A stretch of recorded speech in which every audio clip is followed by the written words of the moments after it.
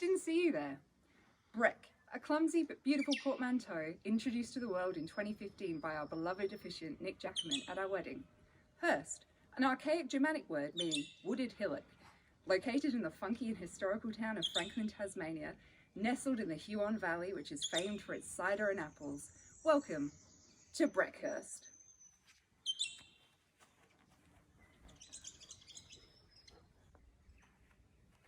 Oh hi, didn't see you there. Welcome to episode 1 of Breckhurst, the sex fudge, the tooth, and the woman in the rose garden.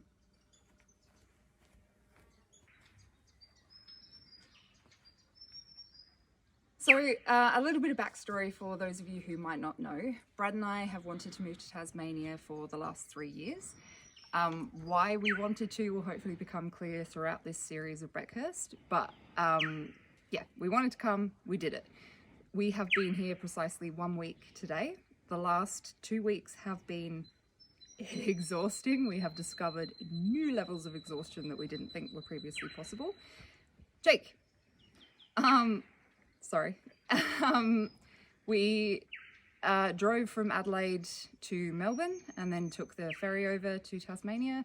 The whole trip was about 30 hours end to end. The animals, Jake and Noodles, flew over, thanks to my wonderful sister-in-law Dana and brother Alex.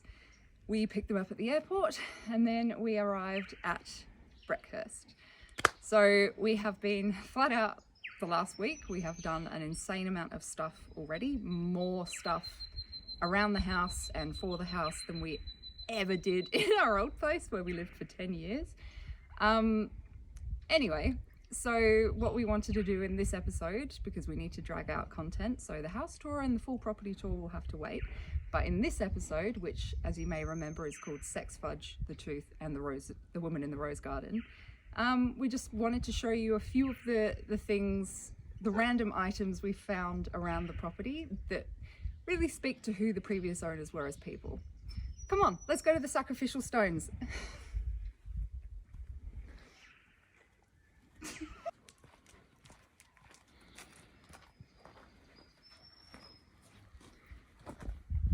So on this, one of 2 sacrificial stones that have been left here for reasons unknown, we have our collection of fun, exciting items that we have found around the house.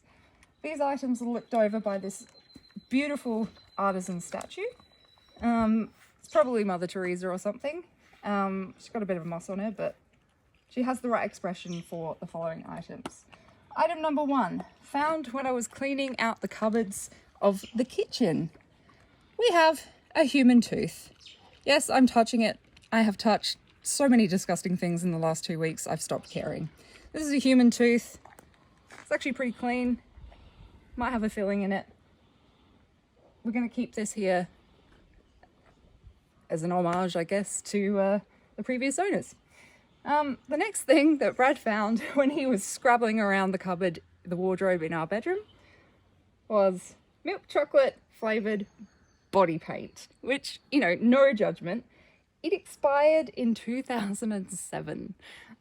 So there was literally nothing else left in the bedroom. Just this. I don't know if it was a welcome gift or it's only been about an inch used, so anyway. 3 sparklers. These guys were party people. The final thing that Brad found recently was what we're calling the woman in the rose garden. When Brad first came up to the house and said, "Beck, there is a woman in the rose garden," I didn't understand what he meant.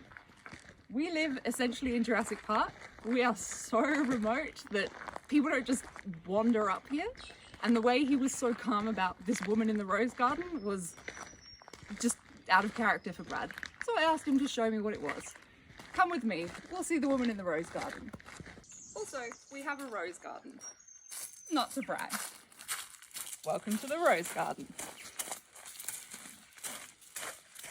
This fine thing is the woman in the rose garden. Now, it might be a bit hard to tell with all the debris around it, but this is an arm. You see? That's an arm. This is her head. And yes, it does look exactly like the Wicker Man. Back up, Jake.